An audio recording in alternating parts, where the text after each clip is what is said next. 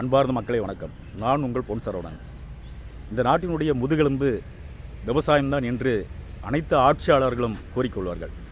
மறுபுறம் பார்த்தீங்கன்னு சொன்னால் அந்த முதுகெலும்பை சமுக்கியால் அடித்து நொறுக்குவார்கள். உழுதுண்டு வாழ்வாரே வாழ்வார், மற்றவரெல்லாம் தொழுதுண்டு பின் செல்வார் என்றான் வள்ளுவ பெருந்தகை 2000 ஆண்டுகளுக்கு முன்பு. ஆக விவசாயிகள் பின்னால் தான் மற்றவர்களெல்லாம் செல்ல வேண்டும் அப்படிங்கிற ஒரு 2000 ஆண்டுகளுக்கு நிலைமை இருந்தது. ஆனால் இன்றைக்கி என்னன்னு பார்த்தீங்கன்னு சொன்னால், இந்த ஆட்சியாளர்களுக்கு பின்னால், ஒரு எம்எல்ஏ பின்னால், மந்திரி பின்னால், அமைச்சர் பின்னால், முதலமைச்சர் பின்னால் இங்கே இருக்கக்கூடிய விவசாய பெருங்குடி மக்கள் கையேந்தி பின் செல்லக்கூடிய நிலைமை இன்றைக்கு இருக்கிறது. ஆக இதுக்கு என்ன காரணம்? இந்த விவசாயத்தை பார்த்தீங்கன்னு சொன்னால், இன்றைக்கி விவசாயம் உற்பத்தி பண்ணக்கூடிய அந்த பொருளுக்கு விலை இல்லை. ஒரு கார்ப்பரேட் பொருளை உற்பத்தி பண்ணுறான்னா அவன் வச்ச விலை தான். ஆனால் ஒரு விவசாயி உற்பத்தி பண்ணக்கூடிய பொருளுக்கு அவர் விலை வைக்க முடியாது. பெத்த பிள்ளைக்கு அவர் பேர் வைக்க முடியாது. எவனோ ஒருத்தன் பேர் வச்சுட்டு போயிடுவான். அந்த மாதிரி நிலைமை தான் இருக்குது. அந்த நிலையில் தான் இங்கே இருக்கக்கூடிய ஆட்சியாளர்கள் விவசாயத்தை வச்சுருக்காங்க, விவசாயிகளை வச்சுருக்காங்க. மறுபுறம் பார்த்தீங்கன்னு சொன்னால், விவசாயிகளுடைய வாழ்வாதாரத்தை பாதுகாக்கக்கூடிய என்ன அப்படின்னு பார்த்தீங்கன்னா நீர்நிலைகள் தான். நீர் இருந்தால் மட்டும்தான் விவசாயம் பண்ண முடியும். அப்போ நீர்நிலைகளை பாதுகாத்தால் மட்டும்தான் தண்ணி மழை பெய்யும். மழை காலத்தில் பார்த்தீங்கன்னு சொன்னால் நீங்கள் தண்ணி தேக்கி வைக்க முடியும். ஆனால் விவசாயிகள் கடந்த 20 ஆண்டுகளாக பார்த்தீங்கன்னு சொன்னால் இந்த ஆட்சியாளர்கள் பல்வேறு கோரிக்கை வச்சுட்ருக்காங்க. இங்கே இருக்கக்கூடிய ஆறு, ஓடை, ஏரி, குளம், குட்டைகளை நீங்கள் தூர் வாரணும் அப்படின்னு சொல்லிட்டு. அதே மாதிரி இன்றைக்கி நிலைமை என்னென்னு பார்த்தீங்கன்னு சொன்னால், கிட்டத்தட்ட தமிழ்நாடு முழுவதுமே பார்த்திங்கன்னா 39,000 ஏரிகளுக்கு மேல் இருக்குது. பொதுப்பணித்துறை கட்டுப்பாட்டில், ஊராட்சித்துறை கட்டுப்பாட்டில் இருக்குது. ஆனால் நிலைமை என்னன்னு கேட்டிங்கன்னா, அந்த ஏரியில் பார்த்தீங்கன்னு சொன்னால் எல்லாம் கழிவை கொட்டி வச்சுருக்கிறான். நம்ம முப்பாட்டை இவர்களுக்கு கழிவு கொட்டுறதுக்கு நம்ம ஏரியை உருவாக்கி வச்சுருப்பானாட்டுருக்குது. ஆனால் இன்றைக்கி என்னென்னு பார்த்தீங்கன்னா, மனித கழிவு, மருத்துவ கழிவு, அப்புறமேட்டு பார்த்தீங்கன்னு சொன்னால் அந்த சாக்கடை நீர், நகர்ப்பகுதியில் இருக்கக்கூடிய சாக்கடை நீர் அத்தனையும் பார்த்தீங்கன்னு சொன்னால் இந்த ஏரியில் தான் கலந்துட்டுருக்குது இல்லையா? அப்போ இதை தான் சொல்கிறாங்க. எங்களுக்கு என்னென்னு கேட்டிங்கன்னா, நீங்கள் இந்த விவசாயிகளுக்கு ஒன்றும் செஞ்சு கிழிக்க வேண்டாம், எங்களுக்கு என்னென்னா இந்த நீர்நிலைகளை நீங்கள் அழிக்காதீங்க அப்படின்னு சொல்கிறாங்க. இன்றைக்கி நீங்கள் பாருங்கள், இந்த ஏரி பார்த்தீங்கன்னு சொன்னால் நாமக்கல் மாவட்டம், நாமக்கல்லிருந்து துறையூர் போகிற வழியில் பார்த்தீங்கன்னு சொன்னால் கிட்டத்தட்ட ஒரு 7 கிலோமீட்டர், நகர்ப்பகுதியிலேருந்து ஒரு 7 கிலோமீட்டரில் பார்த்தீங்கன்னு சொன்னால் இந்த தூசூர் ஏரி இருக்குங்க. இந்த தூசூர் ஏரியினுடைய பரப்பளவு பார்த்தீங்கன்னு சொன்னால் கிட்டத்தட்ட ஒரு 750 ஏக்கர் வரும். அந்த ஏரியினுடைய தண்ணி கொள்ளளவு எவ்வளோன்னு பார்த்தீங்கன்னு சொன்னால் 66.65 மில்லியன் கனஅடி இல்லையா? ஒரு டிஎம்சிங்கிறது பார்த்தீங்கன்னு சொன்னால் கிட்டத்தட்ட 1000 மில்லியன் கனஅடி கொண்டது ஒரு டிஎம்சி தண்ணி. ஆக நாமக்கல் மாவட்டத்திலேயே மிகப்பெரிய ஏரி பார்த்தீங்கன்னு சொன்னால் அந்த தூசூர் ஏரி தான். இந்த தூசூர் ஏரியை இந்த தூசூர் ஏரி இன்றைக்கி பார்த்தீங்கன்னு சொன்னால் சீம கருவாலம் உள்ள பூரா முளைச்சி கிடக்குது. எல்லாம் சாக்கடை நீராக கிடக்குதுங்க. நீங்கள் பாருங்கள், இந்த மீன்லாம் செத்து மிதக்குதுங்க. இந்த ஏரியில் பார்த்தீங்கன்னு சொன்னால் இந்த பகுதியில் இருக்கக்கூடிய இளைஞர்கள் மற்றவர்கள்லாம் பார்த்தீங்கன்னு சொன்னால் மீன் பிடித்து சாப்பிடுவாங்க. மீன் பாருங்கள் எல்லாம் செத்து கிடக்குது, எல்லாம் சாப்பிடுவாங்க. இந்த தண்ணி பார்த்தீங்கன்னு சொன்னால் துர்நாத்தை வீசிட்டு இருக்குது.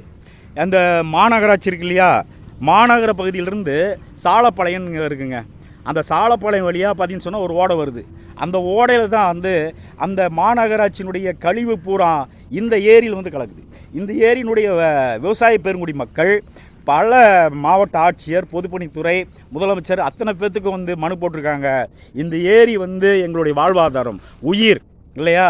இந்த பகுதியில் பார்த்தீங்கன்னு சொன்னால் கரும்பு, வாழை, தென்னை, நெல், மக்காச்சோளம், அது மட்டும் இல்லாமல் பார்த்தீங்கன்னு சொன்னால் பருத்தி போன்ற பயிர்கள் பயிர்கள் இடுறாங்க.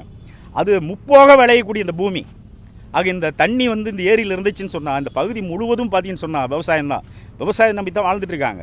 ஆட்சியாளர்களே 3 கோடி மக்களுக்கு, இங்கே இருக்கக்கூடிய தமிழ்நாட்டில் வாழக்கூடிய 3.5 கோடி மக்களுக்கு நேரடியாக மறைமுகமாக இந்த விவசாயத்துறை தான் வேலை கொடுக்குதுங்கிறது உங்களுக்கு நல்லா தெரியும். ஆக அந்த 3.5 கோடி மக்கள் இன்றைக்கி சிறு விவசாயி, குறு விவசாயி, நடுத்தர விவசாயி, அது மட்டும் இல்லாமல் இடைத்தரகர்கள், பெரிய கார்ப்பரேட் கம்பெனிகள், இப்படி பார்த்தீங்கன்னு சொன்னால் மறைமுகம் நேரடியாகவும் பார்த்தீங்கன்னு சொன்னால் கிட்டத்தட்ட 3.5 கோடி மக்கள் இந்த தொழிலில் சார்ந்திருக்காங்க. அவங்க அதுதான் வாழ்வாதாரம். அப்படிப்பட்ட மிக பிரம்மாண்டமான இந்த தொழிலை பாதுகாக்கிறதுக்கு உங்களுக்கு நேரம் இல்லை, துப்பு இல்லை, வக்கு இல்லை. ஆனால் எங்கேயோ இருக்கிற கார்ப்பரேட் கம்பெனிக்கு நீங்கள் என்ன பண்ணுறீங்க, சிவப்பு கம்பளம் வரவேற்று நீங்கள் வந்து அவங்களுக்கு இடம் கொடுக்குறீங்க. மின்சாரம் இடம் கிட்டத்தட்ட 10 ஆண்டுகளுக்கு இடம் இலவசம், மின்சாரம் இலவசம், தண்ணி இலவசம், வரி கிடையாது. ஆக ஒரு கார்ப்பரேட், வெளிநாட்டு கார்ப்பரேட் கம்பெனிக்கு இவ்வளவு செய்கிறீங்க. அவன் எத்தனை பேர்த்துக்கு வேலை கொடுப்பான்? ஒரு 500 பேர்த்துக்கு கொடுப்பாங்க, அல்லது ஒரு 1000 பேர்த்துக்கு கொடுப்பான். அவனுக்கு இவ்வளவு வேலை செய்கிற இந்த மோடி அரசும் சரி, ஸ்டாலின் அரசும் செய்ய இங்கே இருக்கக்கூடிய கார்ப்பரேட் கம்பெனிகளுக்கு சிவப்பு கம்பளம் விரித்து வரவேற்கிறீர்கள். ஆனால் இங்கே கூடிய விவசாயிகளை நீங்கள் பார்த்தீங்கன்னு சொன்னால் சாகடிக்கிறீங்க இல்லையா? ஆனால் இப்போ பாருங்கள், ஒரு ட்ரெண்ட் ஓடிக்கிட்டு இருக்குது. போட்ட ரோட்டையை இடித்து மறுபடியும் போடுறான், போட்ட பாலத்தையே மறுபடியும் இடித்து கட்டுறான். இன்றைக்கி கட்டடங்கள் கட்டிகிட்டு இருக்கிறான், ரோடு போட்டுட்டு இருக்கிறான், டிச்சு போட்டுட்டு இருக்கிறான், எல்லாம் கட்டினதே இடித்து கட்டிகிட்டு இருக்கிறான். ஆனால் நான் என்ன கேட்குறேன்னு சொன்னால், இந்த குடிமராமத்து பண்ணி நீ செய்யணுமா செய்யக்கூடாதா? இவ்வளோ பெரிய ஏரி நீங்கள் வந்து மார்ச், ஏப்ரல், மே இது வந்து கோடை காலம் இல்லையா? இந்த கோடை காலத்தில் பார்த்தீங்கன்னு சொன்னால் நீங்கள் இந்த கோடை காலத்தில் வந்து இந்த நீர்நிலைகளை வந்து நீங்கள் தூர்வாரிக்கணும், இங்கே இருக்கிற சீமை கருவாளை முல்லா புறாத்தி அகற்றிக்கணும், ஆக்கிரமிப்பு அகற்றிக்கணும். இதெல்லாம் நீங்கள் செஞ்சிங்கன்னா தான் மழை காலத்தில் இங்கே ஏரியில் தங்குதடை இல்லாமல் தண்ணிக்கு வரும் ஏரிக்கு. ஆக இங்கே பிரமாண்டமான பாருங்கள், இன்னும் முன்னாடி பார்த்தீங்கன்னு சொன்னால் கொல்லிமலைங்க, மிகப்பெரிய கொல்லிமலை. அந்த கொல்லிமலையிலிருந்து இது கருவாட்டாறுன்னு சொல்லி ஒன்று உருவாகுதுங்க.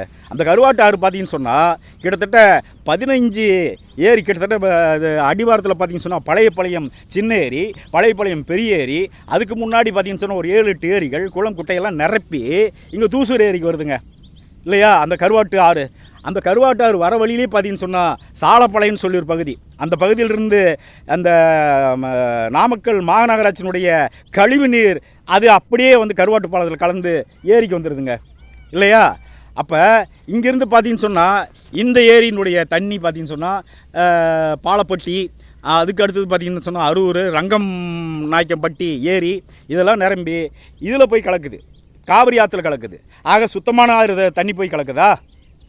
ஆக நீங்கள் என்ன செய்யணும், உடனடியாக பொதுப்பணித்துறையும் தமிழ்நாடு அரசும் தலையிட்டு உடனடியாக இங்கே இருக்கக்கூடிய குடிமராமத்து பணியை செய்யணும். உடனடியாக நீர்நிலைகளை தூர்வாரணும், இருக்கிற சீமை கருவாளை முல்லை புறாத்தி அகற்றணும், 2வது பார்த்தீங்கன்னா ஆக்கிரமிப்பு அகற்றணும், இதெல்லாம் சுத்தப்படுத்தணும். சாயக்கழிவு சாக்கடை கலக்காத ஒரு நீங்கள் ஏற்பாடு பண்ணணும். அது மட்டும் இல்லாமல் பார்த்தீங்கன்னு சொன்னால் இந்த ஏரி ஒரு ஒரு சுற்றுலா தலமுங்க, சுற்றுலா தலத்துக்கு உண்டான ஏரி. அது மட்டும் இல்லாமல் நீங்கள் சுற்றுச்சூழலை பாதுகாக்கக்கூடிய ஏரி. இங்கே பார்த்தீங்கன்னு சொன்னால் அரிய வகை பறவைகள் வந்து தங்கியிருக்கு இல்லையா? மீன்பிடி தொழில் வந்து நடக்குது, மீன்பிடி தொழில் நடக்குது. இப்போ அரிய வகை பறவை மீன்பிடி தொழில் அப்படிப்பட்ட ஏரி. அதே மட்டும் இல்லாமல் நீங்கள் நாமக்கல் மாவட்டத்துக்கு எந்த ஒரு சுற்றுலா தலமும் கிடையாது. நீங்கள் இங்கே படகு சவாரி வந்து விடலாம், 2வது வந்து நீங்கள் பூங்கா கட்டலாம், 2வது சுற்றுச்சூழலை பாதுகாக்கக்கூடிய அந்த ஏற்பாட்டுக்குள்ளே போகலாம், ஒரு விளையாட்டு மைதானங்கள் கட்டலாம். இப்படியா பல்வேறு வந்து வேலைகளை செய்தால் அரசுக்கு மிகப்பெரிய வருமானம் கிடைக்கும். அது மட்டும் இல்லாமல் இந்த ஏரி நன்னீராக இருக்கும், இது குடிக்க பயன்படுத்தலாம், விவசாயத்துக்கு பயன்படுத்தலாம். ஆனால் இன்றைக்கி என்ன, ஆடு மாடுகள் குடித்து செத்து போகுதுன்னு சொல்கிறாங்க. இங்கே இருக்கிற பகுதி மக்கள் இந்த தண்ணியை குடித்து ஆடு மாடுகள் செத்து போகுதுன்னு சொல்கிறாங்க, விவசாயத்துக்கு பயன்படுத்த முடியலன்னு சொல்கிறாங்க, குடிக்க பயன்படுத்த முடியலன்னு சொல்கிறாங்க. இன்றைக்கி என்னன்னு கேட்டிங்கன்னா காவிரி நீர் அந்த தண்ணி மட்டும்தான் இந்த மக்கள் குடிச்சிட்டு இருக்காங்க. அதனால் இந்த தண்ணியை, இந்த ஏரியை இங்கே இருக்கக்கூடிய மு.க. ஸ்டாலின் அரசு போர்க்கால அடிப்படையில் குடிமராமத்து பணியை உடனடியாக செய்ய வேண்டும் என்று தமிழ்நாடு ஏரி இயற்கை பாதுகாப்பு இயக்கத்தின் சார்பாக கேட்டுக்கொள்கிறோம்.